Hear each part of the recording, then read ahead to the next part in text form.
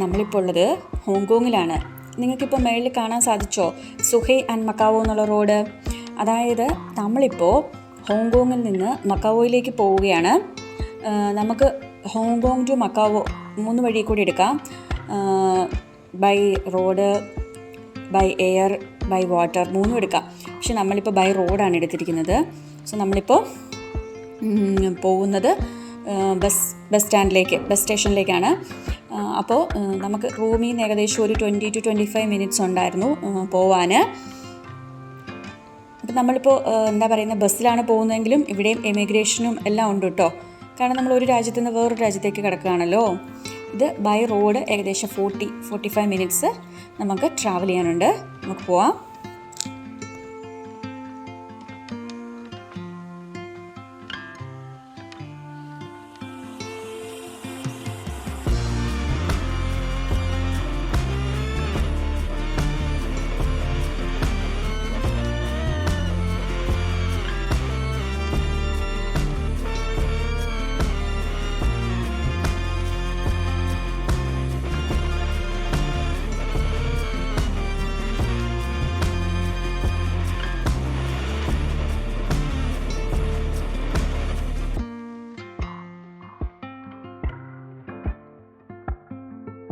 മക്കാവോയിലേക്കുള്ള ബസ്സിൻ്റെ ഡിപ്പാർച്ചറിൻ്റെ ഏരിയയിലെത്തി. നമുക്കിനി ഇവിടുന്ന് നമ്മുടെ ഇമിഗ്രേഷൻ അങ്ങനത്തെ കാര്യങ്ങളൊക്കെ ക്ലിയർ ചെയ്യാം.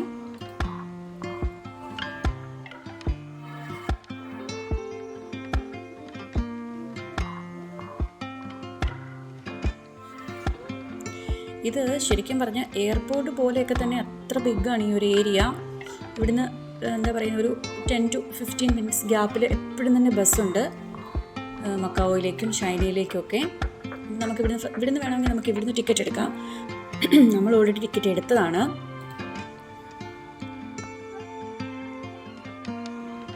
ഇവിടെ ഒരാളെ കാണിച്ചു തരാം.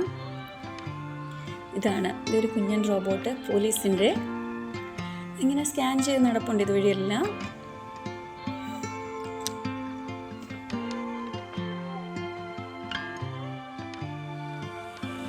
നമ്മുടെ ഇമിഗ്രേഷൻ കഴിഞ്ഞു കേട്ടോ. ഇമിഗ്രേഷൻ്റെ അവിടെ നമ്മുടെ എയർപോർട്ടിലെ പോലെ തന്നെയാണ്. ക്യാമറ ഒന്നും യൂസ് ചെയ്യാൻ പറ്റില്ല. അതിനുശേഷം നമ്മുടെ ഇമിഗ്രേഷൻ കഴിഞ്ഞിട്ട് നമുക്ക് പോകേണ്ട ബസ്സിലേക്ക് കയറാൻ വേണ്ടി നമ്മൾ പോവാണ്.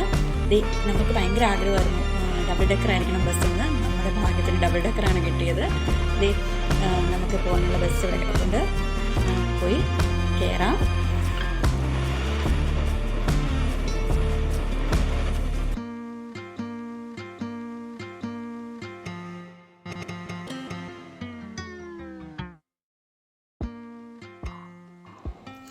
അപ്പോൾ നമ്മൾ ബസ്സിൽ കയറി നമ്മൾ യാത്ര സ്റ്റാർട്ട് ചെയ്തു. കുറച്ച് ദൂരം കഴിയുമ്പം തൊട്ട് നമ്മൾ ട്രാവൽ ചെയ്യുന്നത് ഒരൊറ്റ പാലത്തെ കൂടെ മാത്രമാണ് കേട്ടോ. ഹോങ്കോങ്ങിനെയും മക്കാവോയിനെയും നമ്മൾ കണക്ട് ചെയ്യുന്ന ഒരൊറ്റ പാലത്തെ കൂടാണ് നമ്മൾ യാത്ര ചെയ്യുന്നത്. ആ പാലം ഉള്ളത് കടലിന് നടുക്കൂടാണ്. അതായത് നമ്മൾ ട്രാവൽ ചെയ്യുമ്പോൾ 2 സൈഡിലും നമുക്ക് കാണാൻ പറ്റുന്ന കടലാണ്. സൂപ്പർ വ്യൂ ആണ്. നമുക്കപ്പോൾ കണ്ടുപോകാം. ഏകദേശം 45 മിനിറ്റ്സ് നമുക്ക് ഈ യാത്രയുണ്ട്.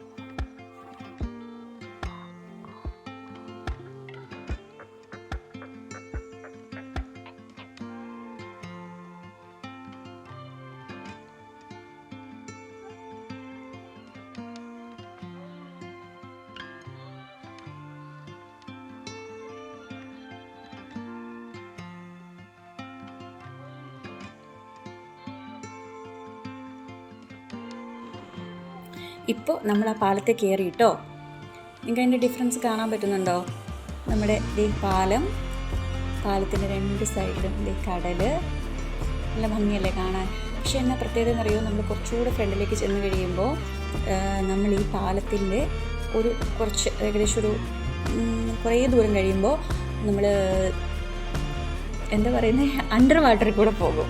ഒരു അണ്ടർ വാട്ടർ ടണലിൽ കൂടെയാണ് പോകുന്നത് കുറേ കഴിയുമ്പം കേട്ടോ. ഇപ്പോഴല്ല, നമുക്ക് ഇവിടുന്ന് കാണാൻ പറ്റും. അവിടെ ചെറിയൊരു ഹട്ട് പോലൊരു ഏരിയ കണ്ടോ, ആ ഏരിയയുടെ അവിടെ ചെന്ന് കഴിയുമ്പോൾ നമ്മൾ അണ്ടർ വാട്ടറിൽ കൂടെ പോകും.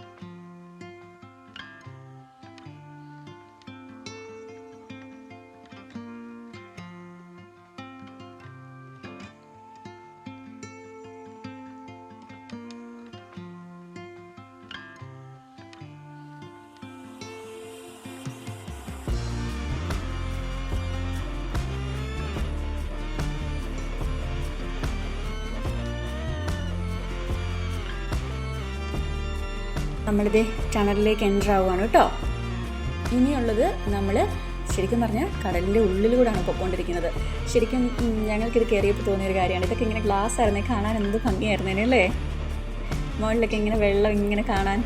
കുറേ കാലം കഴിയുമ്പോൾ ടെക്നോളജിയൊക്കെ കുറച്ചും കൂടി ഇതായി കഴിയുമ്പോൾ അങ്ങനെ ആവുമായിരിക്കും, ഭയങ്കര രസമാവുമായിരിക്കും.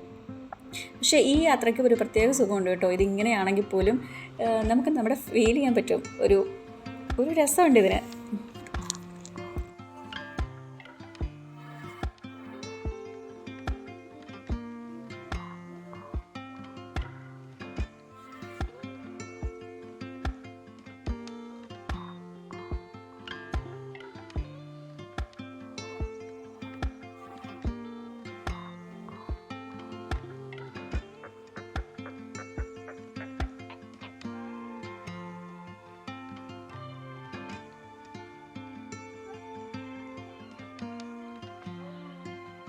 ഇത് ടണലിൽ നിന്ന് പുറത്തേക്ക് ഇറങ്ങിയാണ്. ഏകദേശം ഒരു 20 മിനിറ്റ്സ് സംതിങ് ട്രാവലിംഗ് ഉണ്ടായിരുന്നു ടണലിൽ കൂടെ. നമ്മളിത് ടണൽ കഴിഞ്ഞ് വീണ്ടും നമ്മൾ റോഡിലെത്തി. ഇനി നമുക്ക് കുറച്ച് ദൂരം കൂടെ ട്രാവൽ ചെയ്യാനുള്ളൂ, നമ്മൾ മക്കാവോയിലെത്തും.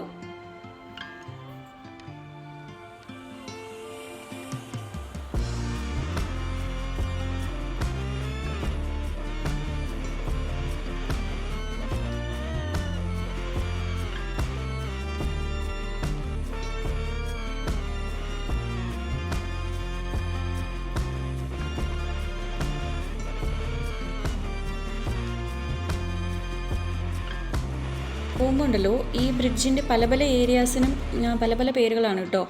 അപ്പോൾ പല പല ഏരിയാസിലും ഇങ്ങനെ ചെയ്തു വെച്ചിരിക്കുന്ന കൺസ്ട്രക്ഷൻ വർക്കൊക്കെ ഭയങ്കര ബ്യൂട്ടിഫുൾ ആണ് കേട്ടോ.